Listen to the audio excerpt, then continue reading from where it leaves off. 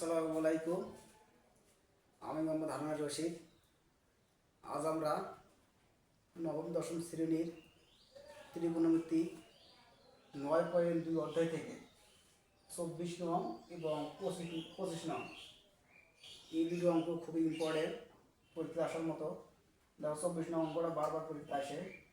দেখো আমরা সেই 24 এবং 25 নং অঙ্ক সুন্দরভাবে এবং সহজভাবে সমাধান করে দেবো আজকে। দেখো তার আগে তোমরা যদি আমাদের চ্যানেলে নতুন হয়ে থাকো তাহলে অন্য অন্য ভিডিওগুলো দেখো এবং ভালো লাগলে চ্যানেলটি সাবস্ক্রাইব করো। তাহলে দেখো আমার 24 অঙ্কটা বলা হচ্ছে sign theta plus cos theta equal কত 1। ভালো করে বোঝেন এই অঙ্ক দুটি। দেখো এখানে সাইন থিটা প্লাস কস থিটার মান কত 1 বলছে, যখন কি 0 ডিগ্রি থেকে কি কি 0 degree less than or equal theta less than or equal 90 degree. 0 থেকে বড় এবং 90 থেকে ছোট, এটা হচ্ছে সূক্ষ্মকোণের একটা সংজ্ঞা। দেখো এখানে 0 থেকে বড় এবং 90 অপেক্ষায় ছোট, এটা হচ্ছে আমাদের এটা হচ্ছে সূক্ষ্মকোণের একটা সংজ্ঞা। ঠিক আছে, তাহলে আমরা এখন 24 নম্বর অঙ্কটা সমাধান করবো। 24 নম্বর অঙ্কটা বলা আছে, দেওয়া আছে, আমরা নিয়েছি দেওয়া আছে sign theta plus cos theta. দেখো আমি তোমাদের সুবিধার জন্য আমি অঙ্কটা আগে ব্ল্যাকবোর্ডে করে নিয়েছি, কারণ এই দুটো অঙ্ক করতে অনেক সময় লাগে।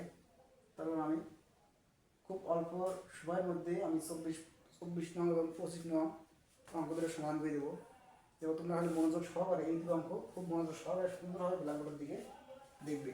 এবং কোথাও যদি বুঝতে অসুবিধা হয় তাহলে কমেন্ট বক্সে আমাকে কমেন্ট করবে। তাহলে দেখুন দেওয়া আছে সাইন থিটা প্লাস কস থিটার মান হতো 1। ঠিক আছে, তাহলে এইরকম যদি অঙ্ক থাকে, দেখো এখানে সাইন থিটা প্লাস কস থিটার মান হচ্ছে 1। দেখো সাইনের মানও 1, কসের মানও 1। যদি এইরকম অঙ্ক থাকে তোমরা একটা জিনিস মনে রাখবে, যে কোনো অঙ্কের যদি কোনো কিছু করা না যায় তখন বর্গ করতে হয়, তখন উভয়পক্ষের বর্গ করতে হয়। একটা অঙ্ক এই অঙ্কটার মধ্যে দেখো এই অঙ্কটার কোনো কিছু করা যাচ্ছে না, তাহলে তোমাদেরকে বুঝতে হবে এই অঙ্কটা বর্গ করতে হবে। তো বর্গ করলে এই সূত্র হয় a plus B whole square. তাহলে a প্লাস বি হোলের সূত্র মানে square plus 2a plus B square. এই সূত্রটা এখানে করে করতে হবে। তাহলে আমরা sine theta plus cos theta লিখে নিলাম, লিখে নিয়ে ব্র্যাকেট দিয়ে তার উপরে একটা স্কয়ার দিলাম। এখানে 1 লিখলাম, 1 এর উপরে স্কয়ার দিলাম। সাইড নোট লিখে দিলাম যে উভয় পক্ষে বর্গ করে পাই। উভয় পক্ষে কী করে পাই? বর্গ করে পাই। তাহলে বর্গ করলে আমার সূত্র হবে এই যে সাইন থিটাটা হচ্ছে a প্লাস কস থিটাটা হচ্ছে b। তাহলে a plus b whole square. তাহলে a plus b whole square সূত্র কি বর্গের? তাহলে a square plus 2b plus b square.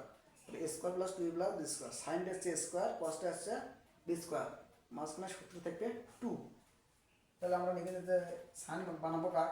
Sine theta লিখে দেবো স্কয়ার। তাহলে এটা সাইন স্কয়ারটা হলো স্কয়ার প্লাস সূত্রের 2 দেওয়া লাগে, সূত্রের 2। যেহেতু আমি সূত্রের 2 এখানে পরে দিয়েছি, দেখো আমি সাইন স্কয়ার যেহেতু কস স্কয়ারটা পরে বি স্কয়ার হবে, ও লাস্টে আমি বি স্কয়ার কস স্কয়ারটা, তাহলে কস স্কয়ারটা আমি আগে নিয়ে গেছি। তাহলে এটা এক লাইন বেশি করা হয়, সেখানে আমি সঙ্গে করছি যে sign square plus cos square এক দিয়ে করছি প্লাস সূত্রের 2। ওই যে তোমরা যদি মনে করেন যে এটা কি হলো, এটা হচ্ছে সাইন স্কয়ারটা, দেখো হচ্ছে সাইন স্কয়ার স্কয়ার প্লাস সূত্রের 2।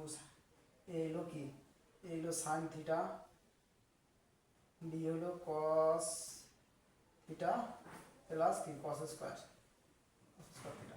আমি কি করেছিলাম স্কয়ারগুলো কি করছি একদিকে করছি। তাহলে sine square theta plus cos square theta. দেখো এই কস স্কয়ার থিটা আর সাইন স্কয়ারটা একদিকে করছি plus 2 sine theta into cos theta, এটা ইন্টু। ঠিক আছে, এখানে এটা করছে sine square plus cos square. দেখো আমি sine square plus cos square করছি plus 2 sine theta into cos theta. এটা 1 এর বলে 1 এ হয়, 1 এর স্কয়ার বলে 1 এ হয়। তাহলে আমরা জানি একটা সূত্র যে sign square plus cos square theta কি হয়? Sign square theta plus cos square theta হয় 1। এটা একটা সূত্র, এটা মনে রাখবে। Sign square theta plus cos square theta সমান কি হয়? 1 হয়।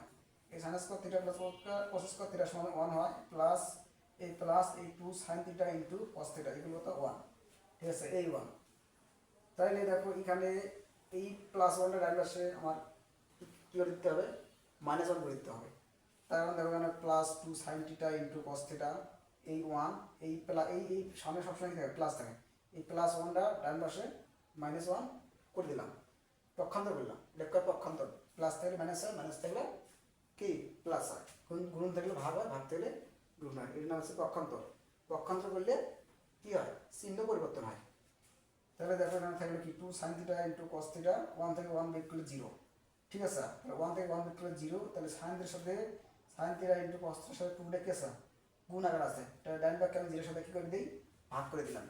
তাহলে এখানে থাকলে sin theta into cos theta, তাহলে 0 2 দিয়ে ভাগ করলে কি হয়, 0 হয়। 0 2 দিয়ে ভাগ করলে কি হয়, 0 হয়। তাহলে sin theta into cos theta এর কত 0। আমরা জানি যে দুইটি রাশির গুণফল যদি 0 হয়, sin থিটা একটা রাশি, cos থিটা একটা হচ্ছে রাশি, এই রাশির গুণফল হচ্ছে 0। আমরা জানি যে মিডল টার্মের বেলায় যে দুইটি রাশির গুণফল যদি 0 হয়, তাহলে রাশি দুটি পৃথক পৃথকভাবে লিখতে হয়, মানে আলাদা আলাদাভাবে লিখতে হয়। এখন লিখবো হয়, এখন লিখবেন তোমরা হয়, তাহলে লিখবেন যে হয় সাইন থিটা, হয় সাইন থিটা একবার 0 লিখবেন, সাইন থিটা একবার 0 লিখবেন, বা দিবেন সাইন থিটা, তাহলে আমরা জানি সাইন 0 ডিগ্রি মান হবে 0, তাহলে সাইন 0 ডিগ্রি 0 আছে, সাইন 0 ডিগ্রি মান 0, তাহলে দুই পাশে সাইন সাইন কাটা, তাহলে থিটার মান কত 0 ডিগ্রি, ঠিক আছে। আবার cos সমান 0 ডিগ্রি, অথবা cos থিটা 0, cos থিটা সমান 0, তাহলে বা cos থিটা, তাহলে এভাবে বাম ভাগে cos আসতে, ডান ভাগে cos নিয়ে আসতে হবে, cos কত ডিগ্রি মান 0 হয়, তাই আমরা জানি cos 90 ডিগ্রি মান 0 হয়, বা 90 ডিগ্রি মান 0 হয়। তাহলে এখানে cos থিটা, তাহলে দুই ভাগে দুই cos দূর মারলো, তাহলে থিটা, থিটা হবে কত 90 ডিগ্রি, তাহলে নিম্নের মান থিটা হবে কত 90 ডিগ্রি, তাহলে থিটা মান 0 আর থিটা হবে 90, তাহলে এটা হচ্ছে আমার আনসার। দেখো আমরা 25 নম্বর অঙ্ক সমাধান করি। দেখো 25 নম্বর অঙ্কটা বলা আছে, দেখো যে cos square theta minus sin square theta equal কত 2 মাইনাস 5 cos থিটা। দেখো 25 নম্বর অঙ্কটা মূল অঙ্কটা ভালো করে সুন্দর বোঝো। দেখো cos square theta minus sin square theta, এটা একটা অংশ, ইকুয়াল এটা একটা অংশ, 2 মাইনাস 5 cos থিটা, ঠিক আছে। তাহলে দেখবে একটা জিনিস লক্ষ্য রাখবেন, যেহেতু বাম পাশে আমার cos আছে, এই সাইন এই সাইনটাকে বানানো লাগবে cos, তাহলে এখানে তো সাইন থাকলে এখানে তো cos থাকলে cos কে বানালাম আমি সাইন, যেহেতু আগে আছে cos, এই বাম ডানে যেটা সংখ্যা আছে এটাকে সাইনটাকে কি কি তৈরি করতে হবে, cos এ তৈরি করতে হবে। যেহেতু এখানে cos square theta minus sine কমে, এখানে এখানে মাইনাস কমে নিলাম, তো cos স্কয়ার থিটা মাইনাস কমে নিলাম, যে সাইন স্কয়ার সূত্র কি হয়, সাইন স্কয়ার সূত্র কি হয় 1 মাইনাস cos স্কয়ার, দেখেন cos স্কয়ার থিটা এই মাইনাস সাইন স্কয়ার সূত্র কি হয় 1 minus cos square, sine square সূত্র আর এই সাইন স্কয়ার সূত্র হয় 1 মাইনাস cos স্কয়ার, ব্র্যাকেট দিয়ে বদ্ধ করলাম, এবারে এই যে ডানের সঙ্গে বামে আনবো, বামে আনলে চিহ্ন কি হবে, পরিবর্তন হবে। দেখো না প্লাস 2, এই যে এখানে তোমার হচ্ছে এখানে প্লাস 2, এখানে মাইনাস 2, কারণ মাইনাস 5 cos টা প্লাস 5 cos ইকুয়াল 0, ঠিক আছে। এই লাইনে বুঝতো কিনা, দেখো এখানে cos theta minus sin square সূত্র কি 1 মাইনাস cos স্কয়ার, এখানে মাইনাস 2, এখানে প্লাস 2, এখানে মাইনাস 2, এখানে মাইনাস 5 cos টা প্লাস 5 cos এগুলো কত ডানে থাকতেছে 0, তাহলে এখানে cos থিটা থাকলে cos theta cos square theta থাকলে মাইনাস, ঠিক আছে, মাইনাস এই 1, এই মাইনাস দ্বারা বিজোড় চিহ্ন কি হয়, এই যে এই মাইনাস দ্বারা বিজোড় চিহ্ন কি পরিবর্তন হয়, তাহলে মাইনাস আছে প্লাস, এটা cos স্কয়ার থিটা, এটা হচ্ছে মাইনাস 2, এটা হচ্ছে 5 cos স্কয়ার থিটা এগুলো কত 0। তাহলে এখন হিসাব করো, এখন এই যে এই cos স্কয়ার থিটা, এই cos স্কয়ার থিটা যোগ করলে 2 cos স্কয়ার থিটা, ঠিক আছে। তাহলে 2 cos স্কয়ার থিটা এখানে আছে প্লাস 5 cos থিটা, এই মাইনাস 1 আর মাইনাস 2 যোগ করলে মাইনাস 3 এগুলো তো 0, বুঝা গেছে। তাহলে এই যে 5 cos থিটা মাইনাস 1 আর মাইনাস 2 মাইনাস 3 এগুলো তো 0, তাহলে এটা এখন মিডল টার্ম করতে হবে, তাহলে এখানে 2 cos theta plus 5 cos theta minus 3 এগুলো তো 0। তাহলে এখানে যেমন মানে বুঝতে হবে যে এখানে এখানে যে 2 আর 3 গুণ করলে কত 6, ঠিক আছে। তাহলে মিডল টার্ম করবেন যে প্রথমের পদ আর লাস্টের পদ এদের গুণ করতে হয়, তাহলে 2 আর 3 গুণ করলে 6, মাঝখানে আছে 5 cos আছে।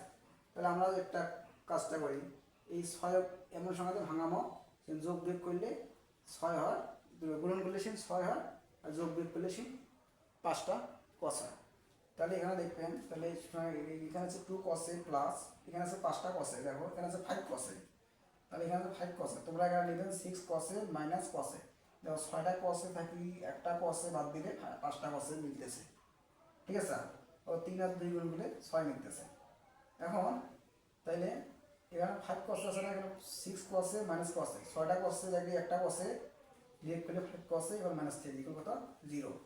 তাহলে এখানে কি কমন যায়, কমন যায় মানে কি ভাগ করা, কমন দেওয়া মানে কি ভাগ করা।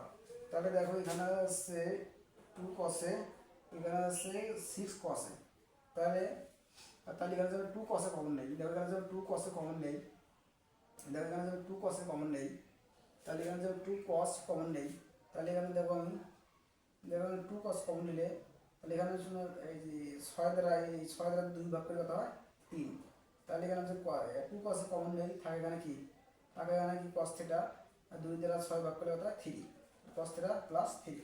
ঠিক আছে, দেখো এই পার্টে কোনো কিছু কমন যাচ্ছে না, কোনো কিছু কমন না যায় তাহলে -1 কমন নিতে হবে, তাহলে এখানে -1 কমন গেল, -1 কমন গেলে তাহলে cos থিটা মাইনাসটা পরিবর্তন হয়, মাইনাসটা প্লাস প্লাস 3 এগুলো কত 0। তাহলে দেখো এই cos theta plus 3 cos theta plus 3 আবার একটা কমন যায় cos থিটা প্লাস 3, তাহলে বাকি থাকে cos থিটা 2 cos থিটা -1, তাহলে 2 cos থিটা -1 equal 0। তাহলে আমরা জানি যে দুটি রাশির গুণনফল যদি 0 হয় তাহলে রাশি দুটি কী করে না পৃথক পৃথকভাবে লিখতে হয়। তাহলে এখন লিখতে হয় cos theta plus 3 equal to 0, এই cos theta plus 3 equal to 0, তাহলে cos থিটা প্লাস 3 টা -3 এটা বর্জনীয়, তাহলে এটা হচ্ছে বর্জনীয়, এটা গ্রহণযোগ্য নয়, তাহলে এটা কারা দেবেন গ্রহণযোগ্য নয়। এবার অথবা অথবা 2 cos থিটা -1 equal to 0, তাহলে 2 cos থিটা -1 এর ডান পাশে +1, তাহলে cos এর সাথে 2 রেখে আছে গুণ আকার আছে না, ডান পাশে ভাগ, তাহলে cos থিটা তাহলে 2 তে 1 1 কি 1 ইজ ভাগ চলে গেল, তাহলে 1/2, তাহলে আমাদের cos কত ডিগ্রি মানে হাফ হয়, তাহলে এইভাবে cos থিটা ডান পাশে cos থিটা নিয়ে আসতে হবে, আমাদের যে cos 60 ডিগ্রি মানে কত হাফ হয় 1/2, তাহলে cos চলে গেল থাকে না থিটা এগুলো কত 60 ডিগ্রি, তাহলে লিমিট সমাধান থিটা এগুলো কত 60 ডিগ্রি। আমি দেখো এই দুটো অঙ্ক সুন্দরভাবে 24 এবং 25 নম্বর অঙ্ক সুন্দরভাবে সমান করে দিলাম, যদি কারো যদি বুঝতে অসুবিধা হয় তোমরা আমাদেরকে কমেন্ট বক্সে কমেন্ট করবে। ঠিক আছে, আল্লাহ হাফেজ, এবং পরবর্তী ক্লাসে তোমাদের সাথে দেখা হবে ইনশাআল্লাহ।